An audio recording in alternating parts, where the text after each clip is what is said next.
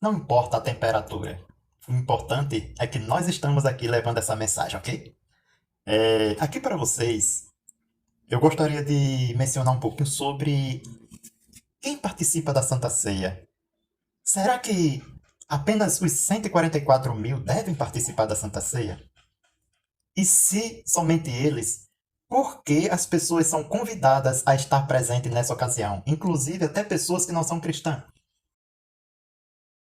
Para dizer a verdade, eu não vejo base na Bíblia para que numa reunião especial, que era a reunião de Santa Ceia lá na primeira igreja, na igreja do primeiro século, ser convidado pessoas que não faziam parte da comunidade. Sim, a reunião de Santa Ceia era uma reunião especial e particular.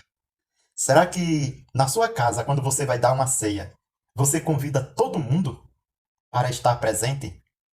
Ou quando você convida pessoas para uma ceia na sua casa, será que apenas a sua família fica sentada à mesa, comendo e bebendo, enquanto seus convidados ficam somente olhando? Claro que não, né? Então, a Santa Ceia que a palavra de Deus mostra também não era dessa forma.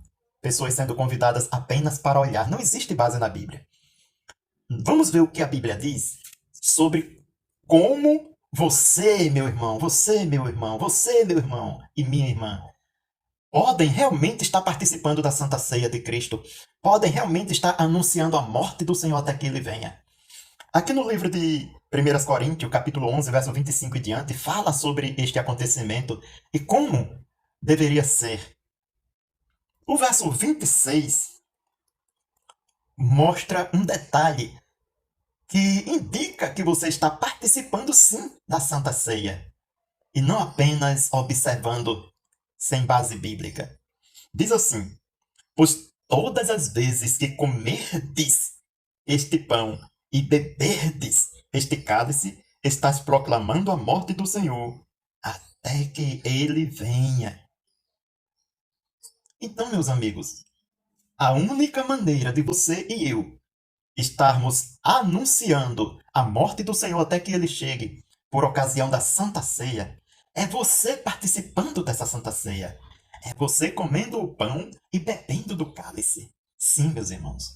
Não tem outra maneira de você estar participando da Santa Ceia, anunciando a morte do Senhor até que ele chegue. Se tem, me mostra na Bíblia, que eu quero aprender. Aí você diz: não, mas se eu, que não sou dos 144 mil, participar dos emblemas da ceia, eu estou participando indignamente. Foi isso que o escravo ensinou a você, meu amigo? Foi, né? Mas não foi a Bíblia, e eu vou te mostrar por quê. O verso 27, quando diz assim: consequentemente, quem comeu o pão ou bebeu o copo do Senhor indignamente será culpado com respeito ao corpo e ao sangue do Senhor. Então, comer e beber indignamente dos emblemas da ceia não é pelo fato de você não fazer parte de um grupo seleto, os 144 mil, não. Vamos ver os versículos seguintes, o verso 28. Pois, primeiro, aprove-se o homem, depois de escrutínio, de julgamento de si mesmo, e deste modo coma do pão e beba do cálice. Então, antes de você comer do pão e beber do cálice, você tem que fazer um escrutínio, um julgamento, um auto-julgamento, uma autoanálise. Não analisar se você é parte dos 144 mil ou não. Não, não é isso que a Bíblia está dizendo. Pois essa mensagem aqui que Paulo falou foi mandado para pessoas que eram dos ungidos. Toda a congregação lá no primeiro século era de pessoas ungidas. Então foi dito a eles: façam uma autoanálise primeiro. Então eles deveriam analisar se eles eram ou não dos 144 mil. Tem lógica, meu amigo, isso? Não tem, meu querido. Não tem, minha querida. Eles deveriam analisar se estavam andando em união com a verdade, em união com Cristo, em união com a santidade daquela ocasião. Sim, se eles analisassem em si mesmos e achassem algo defeituoso em si, grave, eles não deveriam comer nem do pão e nem beber do cálice, porque o verso 29 diz que se eles fizessem isso, estando em falta, eles estariam comendo e bebendo condenação para si mesmo. Então, meus amigos, Aqui não tem nada a ver em você se analisar se é dos 144 mil ou não, se você é filho de Deus ou não. A Bíblia diz em 1 João 3, verso 9 a 10, que só existem os filhos de Deus e os filhos do diabo. Se você não faz parte dos filhos de Deus, entendeu, né? Aí você pode dizer assim, não, mas o novo pacto foi feito somente com 144 mil. É mesmo? É mesmo?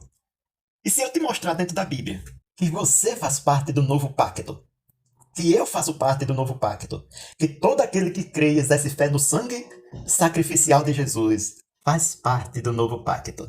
Sim, meus amigos. Vamos lá para Lucas, capítulo 22. Eu gosto que as pessoas acompanhem para depois fazer um comentário baseado na Bíblia e não naquilo que foram ensinadas por seus líderes, pelo corpo governante ou por qualquer pessoa.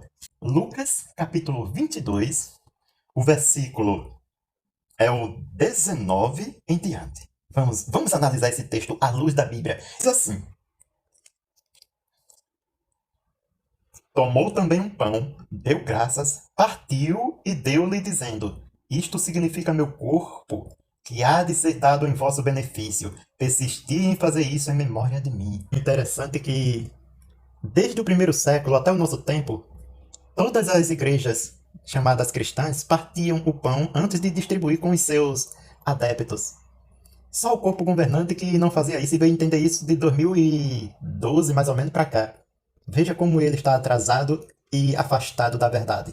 Então aqui, meus amigos, disse o seguinte, que o pão significa o corpo de Jesus que há de ser dado em vosso benefício. Jesus estava dizendo aqui que o corpo dele seria dado em sacrifício apenas pelos 11 discípulos que permaneceram ali com ele naquela noite. Não, né? Estava dizendo que aquele corpo foi dado por todos os discípulos que já existia na época, cerca de mais de 500 discípulos? Também não, né? Jesus está dizendo aqui que o seu corpo foi dado em sacrifício para beneficiar apenas 144 mil. Jesus nem sequer cogitava isso em sua mente quando falou essas palavras. Mas, de acordo com João, capítulo 3, verso 16, ali diz: Deus enviou seu Filho ao mundo para que todo aquele que nele exercer fé não seja destruído, mas tenha vida eterna. Então, o sacrifício do corpo de Jesus, a oferta do corpo de Jesus, foi feita por todos, independente se é de 144 mil, da grande multidão, das outras ovelhas. Não, foi por todos. Então, se o seu corpo foi dado em benefício por todos, e todos aqueles que é beneficiado pelo seu corpo, pelo sacrifício do seu corpo, deveria comer do pão, como ele disse, comer dele todos. Então, meu amigo, quando você, que não come do emblema da Santa Ceia, está reunido nessa ocasião, nos salões do reino, você não está participando em anunciar a morte do Senhor Jesus até que ele chegue, você não está sendo beneficiado pelo corpo de Cristo. É isso que você está dizendo, é isso que o escravo está dizendo. Mas ele não pode dizer isso diretamente porque você vai acordar do seu sono. O verso 20 diz assim: Do mesmo modo também tomou o copo, depois de terem tomado a refeição noturna, dizendo: Este copo significa o novo pacto, em virtude do meu sangue, que há de ser derramado em vosso benefício. Sim, o novo pacto foi feito em virtude do sangue de Jesus para beneficiar pessoas de todas as nações, independente se sua esperança é celestial ou terrestre. O fator que pesa aqui, meu amigo, não é a sua esperança se ela é celeste, se é terrestre, não. O fator que pesa aqui é a sua fé, a sua obediência à palavra de Deus, é a sua fé no sacrifício de Jesus, conforme citado João 3,16. Este é o fator de você ser beneficiado e ser participante do novo pacto. Porque o sangue de Jesus, representado ali no cálice de vinho, durante a ocasião da Santa Ceia, simboliza esse acordo que Jesus e Jeová fez para salvar pessoas, não para um reino, para botar pessoas como reis ou como súditos, não, mas sim para salvar pessoas. E fiquem sabendo, o próprio escravo já ensinou, e nesse ponto ele está certo, guardem isso na sua memória, porque o pacto para o reino não é o mesmo novo pacto para a remissão de pecados, não. O pacto para o reino foi celebrado após a celebração do novo pacto para benefício de todo aquele que crê, para perdão de pecados de todo aquele que exerce fé. Então, o verso 28 ao 30 está se referindo a um outro pacto. Aí, nós podemos sim entender que apenas quem vai reinar, sentar em tronos com Cristo, é que realmente faz parte desse pacto para o reino. Porém, do novo pacto para a remissão de pecados, todos, independente de sua esperança, fazem parte.